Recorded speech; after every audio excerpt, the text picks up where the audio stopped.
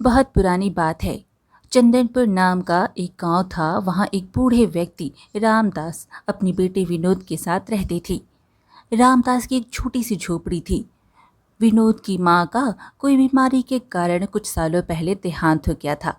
तब से विनोद अपने पिता के साथ अकेले ही रहता था। विनोद बहुत ही आलसी कामचोर लड़का था।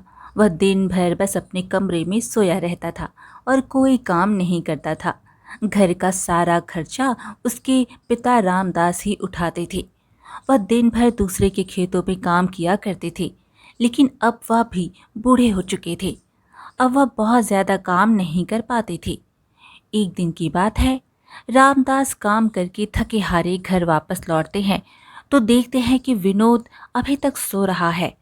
अब रामदास को बहुत गुस्सा आया। वे जोर से बोले, अरे उठ भी जा कामचोर, और कितना सोएगा? आखिर कोई इतना आलसी कैसे हो सकता है? जब से तेरी माँ गई है, इस घर का पूरा खर्चा मैं ही उठा रहा हूँ। इतना बड़ा होकर एक बोझ सा दिन भर घर में पड़ा रहता है। चल अब उठ और घर को साफ कर दे कम से कम। विनोद नींद से उठा और आंखों को मलते हुए बोला, अरे पिताजी, आप तो मुझे सुबह सुबह आराम भी नहीं करने देते हैं। रामदास बोले, अरे मूर्ख, दोपहर के 1 बज रहे हैं और मैं अभी घर पर खाना खाने आया हूँ, और तू कह रहा है कि सुबह हो रही है। विनोद बोला, पिताजी, क्या आप सच कह रहे हैं? दोपहर के 1 बज गए और आप घर पर खाना खाने आए हैं? मुझे तो समय का पता ही नहीं चला।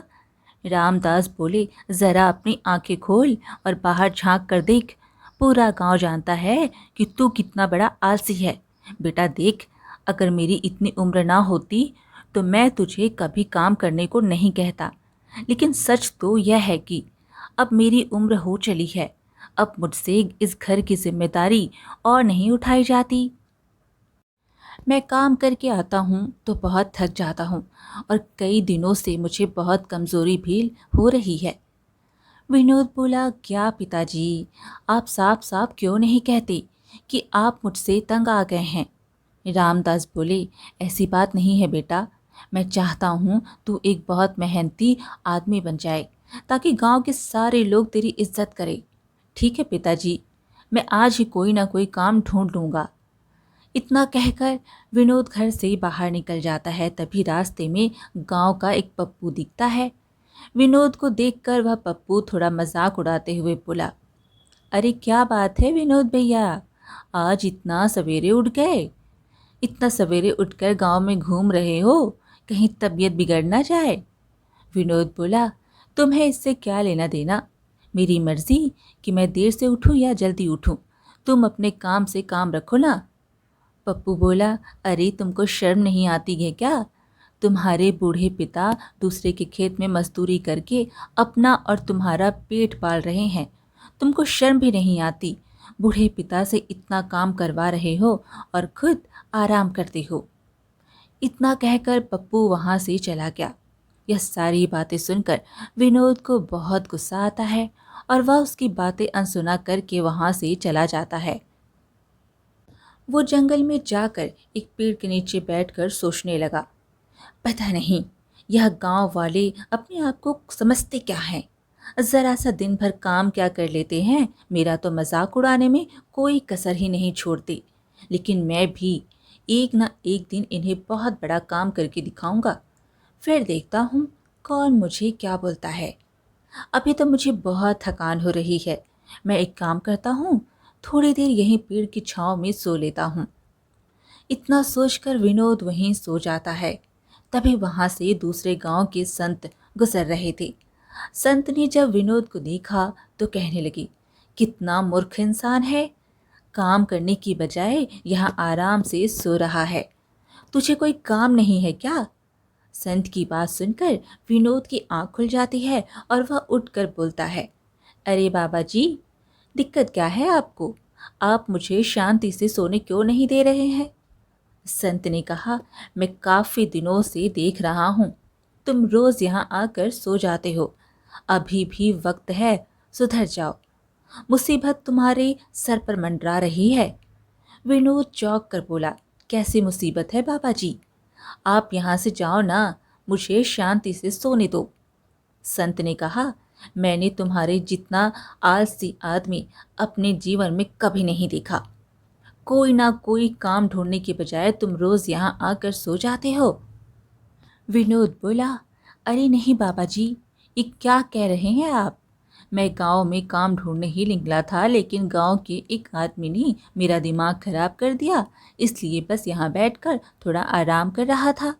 संत ने कहा, अरे आलसी आदमी, यह क्यों नहीं कहता कि काम ढूंढने निकला था लेकिन मन नहीं किया तो यहाँ पेड़ के नीचे आकर बैठा है। परंतु तुझसे बात करके मैं अपना समय क्यों बर्बाद कर रहा हूँ, मुझे और भी ज़रूरी काम है। इतना कहकर पंडित जी वहाँ से चले जाते हैं। वह एक बहुत विद्वान महात्मा थे, लेकिन विनोद पर उनकी बातों का कोई असर नहीं होता और वो फिर से सो जाता है। देखते ही देखते शाम हो जाती है और फिर विनोद अपने घर आ जाता है। रामदास ने उससे पूछा, आज भी तुझे कोई काम नहीं मिला ना? विनोद बोला, पिताजी, मैं काम ढूंढने ही बाहर निकला था, लेकिन गांव के पप्पू ने मेरा दिमाग खराब कर दिया, बस इसलिए आज मुझे कोई काम नहीं मिल पाया। रामदास ने कहा, बेटा विनोद, तू तो रोज ही कोई ना कोई बहाना बनाता है। भला किसी के बोलने से क्या होगा? अगर तूने काम ढूंढा होता तो तुझे जरूर मिल गया होता। पिताजी, आप क्या कहना चाहते हैं? मैंने सच में काम ढूंढने की कोशिश की थी, लेकिन फिर उसने फालतू की बातें करके मेरा दिमाग खराब कर दिया। आप चिंता ना करें, मैं कल फिर से जाऊंगा और कोई ना कोई काम ज़रूर ढूंढूंगा। इतना कहकर विनोद खाना खाता है और सो जाता है। फिर अगले दिन सुबह खाना खाकर विनोद काम की तलाश में निकल जाता है और हमेशा की तरह जंगल में जाकर उस पेड़ के नीचे सो जाता है।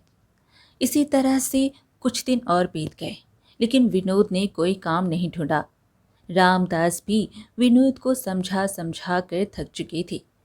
काम का बोझ और चिंता तनाव से अब धीरे धीरे उनकी तबीयत भी खराब होने लगी थी। एक दिन विनोद ने उठकर देखा तो उसके पिता अभी तक सो रहे थे। उसने उन्हें उठाया। अरे पिताजी, आप अभी तक सो रहे हैं? आप हमेशा मुझे कहते हैं कि जल्दी उठो, और आज आप खुद ही इतनी देर तक सो रहे हैं। आज तो आपने खाना भी नहीं बनाया। भला मैं खाली पेट काम ढूंढूंगा कैसे? पिताजी, उठिए, आप मेरी बात सुन रहे हैं क्या? रामदास से धीरे स्वर में कहा। अरे बेटा, आज मेरी तबीयत थोड़ी ज़्यादा खराब है। तुम एक काम करो, बाहर में कुछ खा पी लेना, क्योंकि बेटा मेरे अंदर तो इतनी ताकत नहीं बची कि मैं आज खाना बना सकूं। पिताजी, आप ऐसा क्यों बोल रहे हैं? आपकी तबीयत ज़्यादा खराब है क्या? इतना कहकर विनोद ने अपने पिता के सर पर हाथ रखा तो पाया कि उनका शरीर बुखार से तप रहा था। पिताजी, आपको बहुत तेज बुखार है। आपका पूरा शरीर जैसे तप रहा है। नहीं बेटा, बस मुझे हल्का सा बुखार है, 1-2 दिन में ठीक हो जाऊंगा, तो मेरी चिंता मत कर। नहीं पिताजी, आपको तेज बुखार है, आप मेरे साथ अभी डॉक्टर के पास चलिए। विनोद तुरंत अपने पिता को गांव के ही एक डॉक्टर के पास लेकर जाता है। डॉक्टर ने रामदास का अच्छे से जांच किया और विनोद से कहा, तुम्हारे पिताजी की तबीयत बहुत ज़्यादा खराब है। उनके पेट में इन्फेक्शन है, इसलिए उनकी हालत ज़्यादा गंभीर है। जल्द से जल्द इनको अस्पताल में भर्ती करना होगा, तभी तुम्हारे पिता ठीक हो पाएंगे। विनोद ने कहा, लेकिन डॉक्टर साहब, इलाज में तो बहुत पैसे लगते हैं ना? डॉक्टर ने कहा, हाँ, इनके इलाज में कम से कम 50,000 खर्चा आएगा। तुम्हें इन्हें भर्ती कराना होगा, उसके लिए तुम्हें पैसे जमा करने होंगे अस्पताल में। विनोद बोला, ठीक है डॉक्टर साहब, आप मुझे कुछ दिनों का वक्त दीजिए, मैं पूरे पैसे जमा कर दूंगा। डॉक्टर बोले, ठीक है विनोद, मैं तुम्हें तब तक कुछ दवाइयाँ दे देता हूँ, वह अपने पिताजी को खिला देना, उन्हें कुछ राहत रहेगी। उसके बाद विनोद अपने पिता को घर लेकर वापस आ जाता है, लेकिन अब उसे अपने आप पर बहुत गुस्सा आ रहा था। विनोद आलसी ज़रूर था, लेकिन वह अपने पिताजी से बहुत प्यार करता था। उसकी माँ के चले जाने के बाद उसके पिताजी ही उसका सहारा थे। अब वह अपने पिताजी को भी खोना नहीं चाहता था। आज रात का खाना भी विनोद ने ही बनाया। जो विनोद हर रोज बिना किसी चीज की परवाह किए सोए रहता था, आज उसकी आंखों में नींद नहीं थी। उसे उसके पिताजी की चिंता खाई जा रही थी। विनोद रात में सोचने लगा, यह सब मेरी लापरवाही की वजह से हो रहा है। माँ के जाने के बाद काश मैं पिताजी के कंधों पर इतना ज़्यादा बोझ ना दिया होता। आज उनकी यह हालत मेरी वजह से ही है। लेकिन अब मैं क्या करूं? कहाँ से लाऊं इतने सारे पैसे? अगर पिताजी का इलाज नहीं हुआ तो माँ की तरह वह भी मुझे छोड़कर चले जाएंगे। नहीं नहीं, मैं ऐसा नहीं होने दूंगा। कुछ ना कुछ करके मुझे जल्दी से पूरे पैसे जमा करने ही होंगे। विनोद रात भर इसी चिंता में डूबा रहा। सुबह होते ही वह गांव के मुखिया के घर गया। मुखिया ने विनोद को सुबह सुबह देखकर बोले, अरे क्या बात है विनोद, तू आज इतनी सुबह सुबह यहाँ कैसे?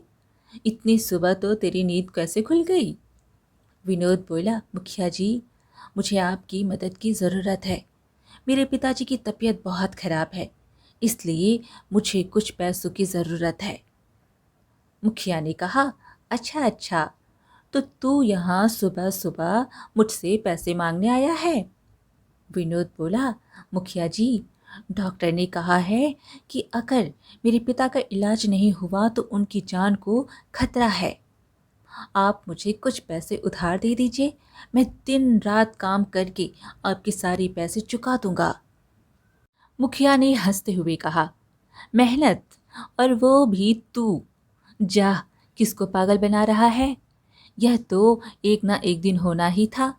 बेचारा रामदास तुझ जैसे भैंस को इतने दिन से पाल रहा था, घर में बिठा कर खिला रहा था।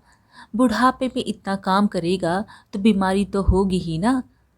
फिर मुखिया ने विनोद को पैसे देने से साफ मना कर दिया। फिर विनोद गांव के एक सेठ के पास जाता है। वह सेठ गांव का सबसे अमीर आदमी था। उसके पास बहुत सारी ज़मीन थी, लेकिन गांव का हर व्यक्ति विनोद की आदतों से परिचित था। विनोद को देखते ही सेठ बोला, अरे वह विनोद, आज तू इतनी जल्दी यहाँ कैसे? विनोद बोला, सेठ जी, मुझे आपकी मदद की ज़रूरत है। मेरे पिताजी की तबीयत बहुत खराब है। उनके इलाज के लिए मुझे पैसों की ज़रूरत है। सेठ जी, अगर पिताजी का इलाज ना हुआ तो उनकी जान को खतरा भी है। आप मुझे कुछ पैसे उधार दे दीजिए, मैं दिन रात काम करके आपके सारे पैसे चुका दूंगा। कृपया मेरी मदद कर दीजिए। इसके बदले चाहे आप अपने खेतों में मुझे जितने साल भी काम करवा लेना, मैं करने को तैयार हूँ। सेठ ने कहा, अरे सुबह सुबह बेवकूफ़ बनाने को तुझे मैं ही मिला था क्या? तुम्हें पूरा गांव जानता है। रोज अपने पिताजी से बोलकर निकलता है कि काम ढूंढने जा रहा हूँ और दिन भर जंगल में सोया रहता है। तू खा कर अपनी थाली तो धो नहीं सकता, खेतों में क्या खाक काम करेगा? चल भाग यहाँ से। सेठ की बातें सुनकर विनोद को अपनी आदतों पर बहुत पछतावा होता है और वह निराश मन से वहाँ से चला जाता है। आज भी विनोद उसी पेड़ के नीचे जाकर बैठा था, लेकिन आज उसके चेहरे पर उदासी थी, आंखों में पछतावे के आंसू थे। वो रोते हुए कहने लगा, हे भगवान, मुझे माफ़ कर दीजिए। मुझे इतना आलस नहीं करना चाहिए था। आज मुझे मेरी गलती का एहसास हो चुका है। सिर्फ मेरी वजह से आज पिताजी की तबीयत इतनी ज़्यादा खराब है। लेकिन अब मैं क्या करूं? हे भगवान, मेरी मदद कीजिए। मुझे कोई रास्ता दिखाइए भगवान। तभी वह संत महात्मा उस दिन फिर से उसी रास्ते से जा रहे थे जिसने उसी दिन विनोद को फटकार लगाई थी। आज उसने विनोद को रोते हुए देखा तो वहीं रुक गए और उससे बोले, मैंने तुझे कहा था ना, तुम्हारे सर पर बहुत बड़ी मुसीबत मंडरा रही है और तूने मेरी बात को मजाक समझ लिया था। विनोद बोला, आपने बिल्कुल सही कहा था बाबा जी, मुझे माफ़ कर दीजिए। मैं सच में बहुत बड़ी मुसीबत में फंस गया हूँ। मेरे पिताजी की तबीयत बहुत खराब है और गांव में हर किसी ने मेरी मदद करने से इनकार कर दिया है। संत ने कहा, देख मेरे बच्चे, इस दुनिया में कोई किसी की मदद नहीं करता और तेरी मदद किसी ने इसलिए नहीं की क्योंकि तू बहुत बड़ा आलसी है। उनको इस बात का डर है कि उनके पैसे डूब जाएंगे। अगर आज तू काम कर रहा होता तो तुझे किसी के आगे हाथ नहीं फैलाना पड़ता। विनोद बोला, आपने बिल्कुल सही कहा, लेकिन अब मुझे मेरी गलती पर बहुत पछतावा हो रहा है। मैं पिताजी को खोना नहीं चाहता। उन्होंने कभी मुझे माँ की कमी महसूस नहीं होने दी। महात्मा जी ने देखा कि विनोद को सच में अपनी गलती पर पछतावा हो रहा था और वह अपनी गलती सुधारना चाहता था। इसलिए महात्मा जी ने एक छोटी सी पोटली निकाली और विनोद को देते हुए कहा, इस पोटली में जादुई भस्म है। इस भस्म को हमेशा अपने पास रखना। इससे तुम्हारा सारा आलसपन दूर हो जाएगा और तुम्हारे अंदर इतनी ताकत आ जाएगी कि तुम बिना थकी दिन रात काम करके अपने पिता का इलाज के लिए बहुत जल्दी पैसे जोड़ लोगी। विनोद बोला, बाबा जी, क्या ऐसा सच में मुमकिन है? आपने मेरी इतनी मदद की है तो कृपया मुझे इतना बता दीजिए कि मैं कौन सा काम करूं जिससे मैं पैसे जोड़ पाऊं, क्योंकि इस गांव में तो मुझे कोई भी काम देने वाला नहीं है। महात्मा जी बोले, बेटा, वह सब तुम इस भस्म पर छोड़ दो। इसे अपने पास रखना, तुम्हें रास्ता खुद ही मिलता जाएगा। जैसे कि अभी तुम यहाँ जंगल में हो तो तुम्हें ढेर सारी लकड़ियाँ मिल जाएंगी और उन्हें बाजार में बेचकर कुछ पैसे तो मिल ही जाएंगे। और यहाँ से कुछ दूर जाने पर बहुत सारे फलों के पेड़ मिलेंगे। उन फलों को तोड़कर भी तुम बाजार में बेच सकते हो। विनोद ने भस्म अपने पास रख लिया और महात्मा जी वहां से मुस्कुराते हुए चले गए। महात्मा जी के कहे अनुसार विनोद ने लकड़ियां जमा करना शुरू कर दिया और थोड़ी ही देर में उसने बहुत सारी लकड़ी जमा कर ली। विनोद सोचने लगा, अरे वाह, मैंने तो कितनी सारी लकड़ियां जमा कर ली है। सच में यह भस्म तो जादुई है। इससे तो मेरे पूरे शरीर में फुर्ती आ गई है। इतना कहकर विनोद सारी लकड़ियां लेकर गांव में गया और उसकी सारी लकड़ियां बिक गईं। शाम को विनोद घर आया और उसने पैसे जोड़े तो पाया कि आज लकड़ियां और फलों को बेचकर उससे पूरे 5,000 मिल चुके थे। विनोद खुश हुआ और बोला, ऐसे तो मैं बहुत जल्दी और 50,000 जमा कर लूँगा। अब कल से मैं और 2 गुना काम करूँगा ताकि पिताजी का इलाज जल्दी से जल्दी करा सकूँ। अगले दिन सुबह होते ही विनोद जंगल से लकड़ियाँ लेकर गांव में आ गया। इस तरह से विनोद को दिन रात काम करते देख गांव वाले भी हैरान थे। इसी तरह से दिन रात जानवरों की तरह काम करके एक हफ्ते में ही विनोद ने 40,000 रुपये जमा कर लिए थे। ईश्वर की कृपा से 40,000 तो जमा कर लिए हैं, लेकिन अब मुझे 10,000 और चाहिए। मुझे जल्द से जल्द यह पैसे भी जमा करने होंगे। मेरे पास ज़्यादा समय नहीं है। पिताजी की तबीयत भी और भी खराब होती जा रही है। विनोद ने रामदास के पास जाकर देखा तो उनकी हालत पहले से ज़्यादा खराब थी। खांसी ने रामदास को अंदर से और तोड़ कर रखा था। वह बहुत कमज़ोर हो चुके थे। यह सब देखकर विनोद और चिंतित हो गया। मुझे कल ही पिताजी को डॉक्टर के पास लेकर जाना होगा। मैं कल ही सेठ जी के पास फिर से जाऊंगा काम मांगने।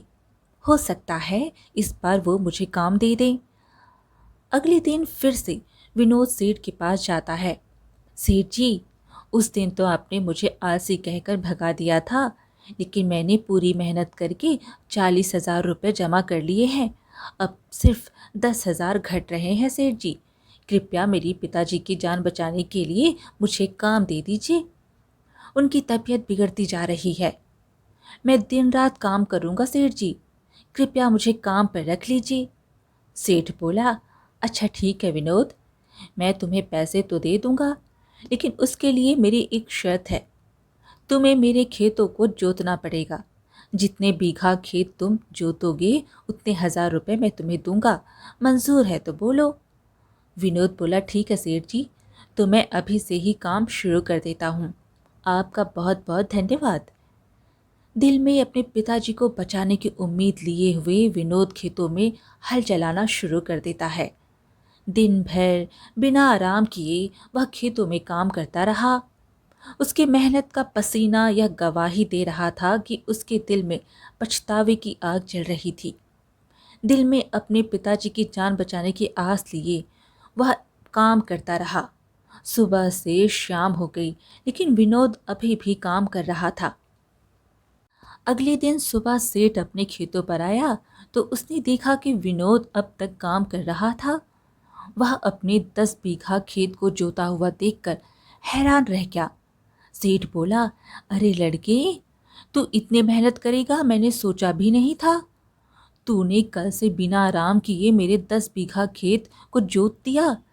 मैं तुम्हारे काम से बहुत खुश हूँ। आज मैं तुम्हें 15,000 रुपये दूंगा। आज ही तुम अपने पिताजी का इलाज करवा लो। विनोद तुरंत वह पैसे लेकर अस्पताल में डॉक्टर के पास जमा कर देता है और अपने पिताजी का इलाज करवाता है। कुछ दिन बाद ही विनोद के पिता पूरी तरह से ठीक हो जाते हैं। रामदास ने विनोद से कहा, बेटा, आज मुझे बहुत गर्व महसूस हो रहा है तुझ पर। आज तेरी वजह से मेरी जान बच पाई है। आज तूने मुझे नई जिंदगी दी है। विनोद बोला, पिताजी, आप यह कैसी बातें कर रहे हैं? माँ के जाने के बाद आपने ही तो मुझे पाला है। रामदास के ठीक हो जाने के बाद भी विनोद ने अपना काम नहीं छोड़ा। एक दिन विनोद हमेशा की तरह जंगल में लकड़ी काट रहा था, तभी उसे पीछे से एक आवाज़ सुनाई देती है। कैसे हो बेटा? विनोद ने पीछे मुड़कर देखा तो वहाँ वही महात्मा जी खड़े थे। उन्हें देखकर विनोद बहुत खुश हुआ। अरे बाबा जी, आप यहाँ, आपका बहुत बहुत धन्यवाद। आपकी उस भस्म की वजह से और मुझे नई जिंदगी मिली। मेरे पिताजी का भी अच्छे से इलाज हो गया। अब वो बिल्कुल ठीक है। आपकी वजह से आज मेरे घर में किसी चीज़ की कमी नहीं है। आपका यह आभार मैं जीवन भर नहीं भूलूंगा। आपका बहुत बहुत धन्यवाद। महात्मा जी मुस्कुराए और विनोद से कहे, अरे बेटा, मैंने तो कुछ भी नहीं किया। यहाँ तक कि वह भस्म भी जादुई नहीं थी। मैंने तो बस तुम्हारा आत्मविश्वास जगाने के लिए कहा था कि वह भस्म जादुई है, ताकि तुम इसी के सहारे काम कर सको। ताकत इस भस्म के अंदर नहीं, बल्कि असली ताकत तो तुम्हारे अंदर है। मैं तो बस तुम्हारे अंदर सोए हुए मेहनती इंसान को जगाना चाहता था, इसलिए मैंने ऐसा किया। वो भस्म तो बस राख थी बेटा। जादू तो तेरे अंदर था, जिस पर तूने कभी विश्वास ही नहीं किया। यह सुनकर विनोद चौंक कर बोला, क्या आप सच बोल रहे हैं बाबा जी? इसका मतलब वो कोई जादुई भस्म नहीं था? विनोद की आंखों में चमक थी, पर होठों पर मुस्कान। उसे अब समझ आ गया था कि सच्चा चमत्कार किसी चीज़ में नहीं, बल्कि इंसान की लगन और आत्मविश्वास में होता है। तो इस तरह से विनोद अब घर और बाहर का सब काम संभालता और अपने पिता को आराम ही करने देता। अब दोनों बाप बेटे का जीवन आराम से कट रहा था। आज की कहानी यहीं पर समाप्त हुई। फिर मिलेंगे एक और कहानी के साथ। कहानी पसंद आए तो लाइक शेयर ज़रूर करें और चैनल को सब्सक्राइब करना बिल्कुल ना भूलें। धन्यवाद।